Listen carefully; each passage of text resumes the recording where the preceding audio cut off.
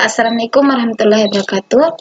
Perkenalkan, nama saya Sardina, NIM 1931040044, kelas PJKRA 2019. Di sini saya akan mempresentasikan materi pengembangan olahraga rekreasi dan olahraga tradisional pada mata kuliah pendidikan rekreasi. Langsung saja, pendidikan jasmani merupakan suatu proses seseorang sebagai individu maupun anggota masyarakat yang dilakukan secara sadar dan sistematik melalui berbagai kegiatan dalam rangka memperoleh kemampuan dan keterampilan jasmani, pertumbuhan, kecerdasan, dan pembentukan watak. Pendidikan jasmani pada hakikatnya adalah proses pendidikan yang memanfaatkan aktivitas fisik untuk menghasilkan perubahan holistik dalam kualitas individu, baik dalam hal fisik, mental, serta emosional. Adapun beberapa tujuan pendidikan jasmani diantaranya yaitu: yang pertama, mengembangkan keterampilan pengelolaan diri dalam upaya pengembangan dan pemeliharaan kebugaran jasmani, serta pola hidup sehat melalui berbagai aktivitas jasmani dan olahraga yang terpilih. Yang kedua, meningkatkan pertumbuhan fisik dan pengembangan psikis yang lebih baik. 3. Meningkatkan kemampuan dan keterampilan gerak dasar. 4. Meletakkan landasan karakter moral yang kuat melalui internalisasi nilai-nilai yang terkandung di dalam pendidikan jasmani, olahraga, dan kesehatan. Yang kelima, mengembangkan sikap sportif, jujur, disiplin, bertanggung jawab, kerjasama, percaya diri, dan demokratis. 6. Mengembangkan keterampilan untuk menjaga keselamatan diri sendiri, orang lain, dan lingkungan. 7.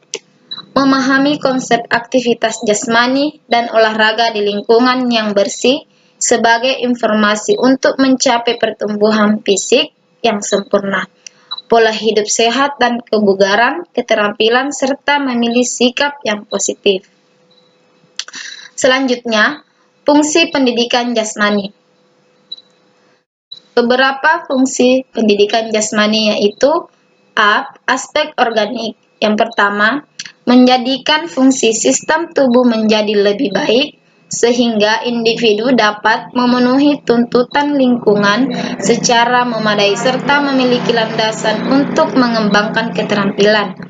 Kedua, meningkatkan kekuatan yaitu jumlah tenaga maksimum yang dikeluarkan oleh otot atau kelompok otot. 3. Meningkatkan daya tahan yaitu kemampuan otot atau kelompok otot untuk menahan kerja dalam waktu yang lama. 4. Meningkatkan daya tahan kardiovaskuler, kapasitas individu untuk melakukan aktivitas yang berat secara terus-menerus dalam waktu relatif lama.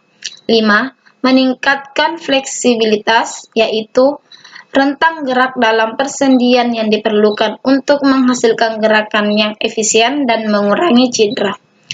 Aspek neuromuskuler. Yang pertama, meningkatkan keharmonisan antara fungsi saraf dan otot.